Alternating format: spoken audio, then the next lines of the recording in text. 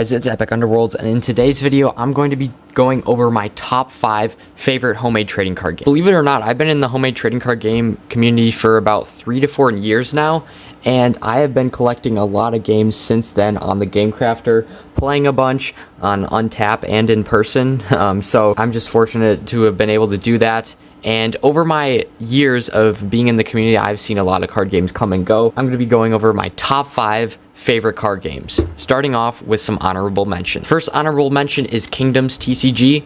He is a creator who's been working on this fantasy themed card game for quite a while. I've always been so inspired by his games because he would always have like some in-person meetups, which, you know, I've never really seen people actually play their card game in person a lot. And he would have like this club which he would play his card games, and he recently has been redesigning all of these decks, and I won a giveaway and I got the Silvermore deck. This game is super cool. I'm just loving this new style of stuff. Let's hope he comes back because currently his game is kind of on a hiatus, so let's just hope he comes back. But that is the first honorable mention. The next honorable mention is Unleash TCG. Now this is the first version of his game. If you guys haven't heard, he's working on a new version. I've only been fortunate enough to get the first version of the game, which looks pretty awesome.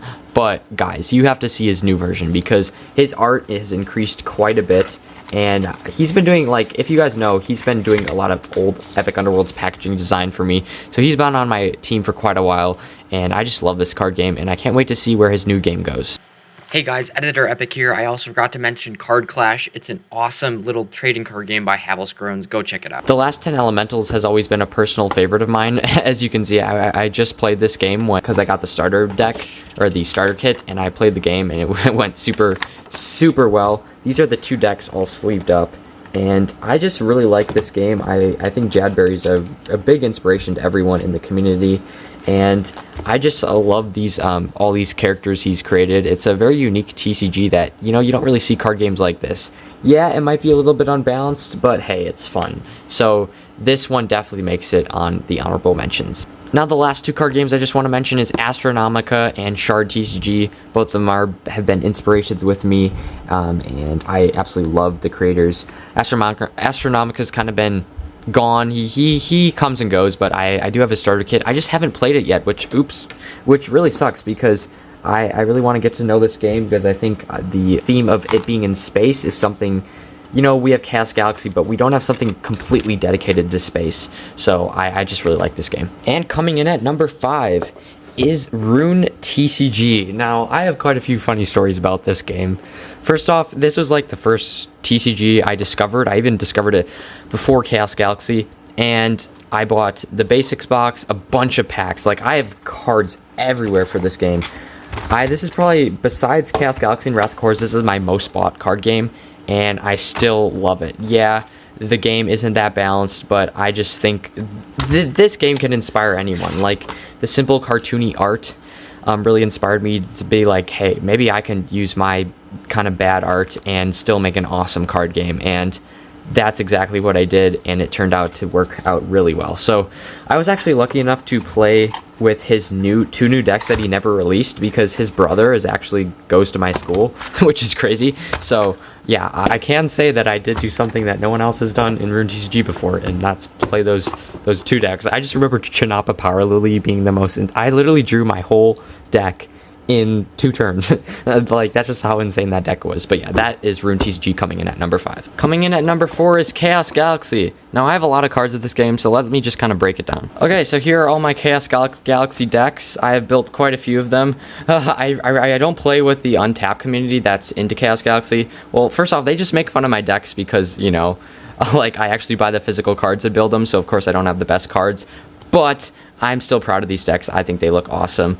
And most of them are the starter decks, but some of them I built myself. I love this card game because it is massive. Zach has been working on this card game for many years now. And I'm just happy to see him working on a new card game. I'm definitely going to have to check out the other 2 planetary collections, but they're really expensive, so that won't be for a while. But yeah, just Chaos Galaxy, a simple art style that has inspired so many. These are all my attachments cards. And then planets. But I definitely like the combiners. He is a creator that added a ton of unique things to the HTCG community. He revolutionized it, and like, his channel inspired so many. I'm sure it inspired many of you watching. and I just can't say enough about this card game. The only reason is it isn't higher is because I don't really play it that much. Yeah, it's a fun game. It's just not as exciting to me as some other card games, but then again, this is like the godfather of all homemade trading card games, so I can't give enough credits to Zach from Chaos Galaxy. He's made an amazing game, and man, his product design is crazy. So I just gotta say, whenever I buy Chaos Galaxy products, it's like when I was little, I've never been so excited to open a trading card game before, so this always brought me so much joy, and this game is very nostalgic to me. So that is Chaos Galaxy. Coming in at number 3 is Skyscape TCG. This is a game that has only recently just released, and I love it so much. Skyscape has been hyping this game up for a while. It's awesome to follow a card game from beginning to, like, you know, meta and stuff, and that's kind of what I've been doing. Yeah, it's a little bit more complex than most HTCGs I've played, but that makes it a little bit more fun because there's so many combos I still have to find in my first starter deck, and I ordered the other 2, which are coming soon from the Game Crafter's slow shipping.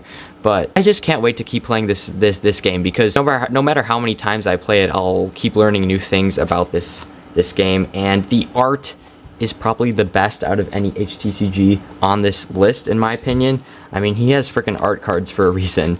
This is one heck of a game, and like even the rulebook is really well done, which I was impressed at, because normally HTCG rulebooks aren't like the best, but this is definitely going to be coming in at number 3. You guys should all go check out Skyscape. He has some really awesome starter decks to get you guys right into the game, and I can't wait until he has a core set out so I can buy some packs. Alright guys, coming in at number 2 is Stranded TCG. Now this is a very niche pick for me, because I basically, when I was like in the heart of my homemade trading card game obsession, I found this game thanks to Dragonfire, and this was probably this game was probably the first time I actually took playing an HTCG seriously. Like, I built so many decks, and I actually won the tournament for Stranded TCG, which was awesome, and I even got some of my own cards in the game, like Warforged Knight and Little Chicken. But I just love the theme of this game. He uses, I believe it's Canva to make his cards, which is so cool. Like, you can take such a simple system and make a beautiful game. And I just love the main character, Businessman. You know, he's always seen getting into trouble in all these card arts. And then here's a few other arts. I love the art style. It's more of an upbeat game compared to some darker themes. This is my deck I built for it. You guys can watch the previous video to this where I showed my deck profile. But yeah, I love this game for 2 reasons. First off, it's hecka fun. Like, playing this game, I haven't played it in person yet. Yeah, I built a deck, but I'm waiting for someone else to get a deck. He has 3 starter decks and a pack on the Game Crafter, which I can't wait to get more Stranded, because I really want to get those exclusive decks, because you can't get them in the set booster, which is cool. But I also have a pack video of me opening 7 packs of this game. That's how much I love it. I just can't say enough about this game. For some reason, whenever I look at this art style, it just brings back so much memories, and it's just such a unique game. It's unlike when you look at Magic the Gathering, you see the classic card template kind of, and you don't really get this strange feeling that I get whenever I look at Stranded. It's a very unique game, and I don't know, you guys should just really try it for yourself. Get invested in this game.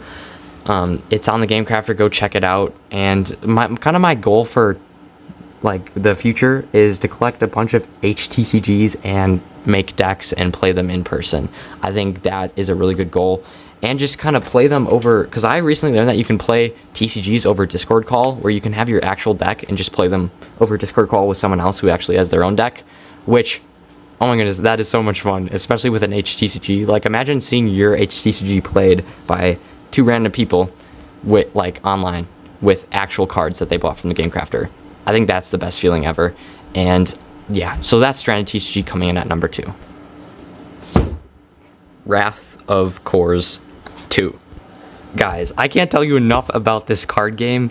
Some reason not many people join it because they're put off about the dice effect of it, but this is the most fun homemade trading card game I have ever played. First off, I have such a big connection to it because I bought the beta box when I was watching Chris when I was watching his old card game, like, kind of on and off. And then when I heard he's making a new game, and the beta box was super limited, I believe I'm like one of the few people that has this. I bought the beta box, came with the first 50 cards, I built a deck, played it with my cousin. We fell in love with that game, and so I bought the first 2 starter decks, the Witches and the Knights. And there's so many Wrath of Kor's battle videos. It's like more popular than any of my other series, like as far as uploads. And then he released the Samurai deck, and I just love everything he's been doing. He releases his game in such a unique fashion. It basically keeps adding on to one giant booster pack, and then he'll start then the next one eventually. But I just love this colored pencil art. I didn't know colored pencil art could get this good, especially for a homemade trading card game. And each card has an awesome, unique art piece, which I just absolutely love. So these are all the Witches, which I'm folding through right now. I also got the Knight and Samurai card. I think another major reason why I love this game so much is because I was kind of here to build the meta. Like, I discovered so many combos and decks that you could build, and I even won the first tournament of the game, and I won a frickin' booster box. So if that doesn't get you hooked onto a trading card game, I don't know what does. The gameplay is so fun, guys. It takes this, here, I'll open the rulebook and kind of show you guys the playmat. I know this may look a little bit like Chaos Galaxy, but it's not really even similar to it. So you have your assault units and you have your defense units. Yeah, there's some reinforced, but nobody really uses those. And then you can put your core there. You have to find a good balance between using defensive and assault units. And what I usually like to do is just use all assault units and like one defense. And you know, sometimes it works, sometimes it doesn't. But I can't say enough about this game.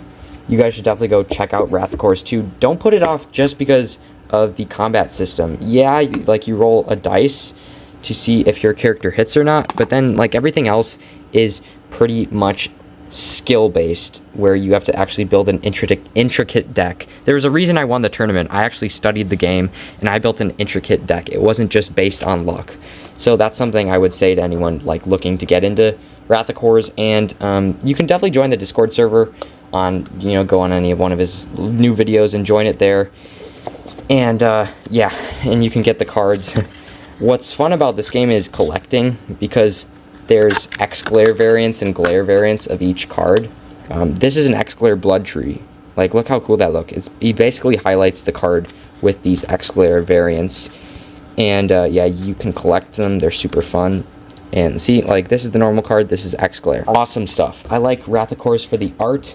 I like Wrath of Kor's for the sometimes unbalanced but awesomely fun gameplay, and I like it because I was here to follow the journey from start to now meta, and that's the best feeling. So thank you guys so much for watching this video, and I'll see you in the next Epic Underworlds video. Bye.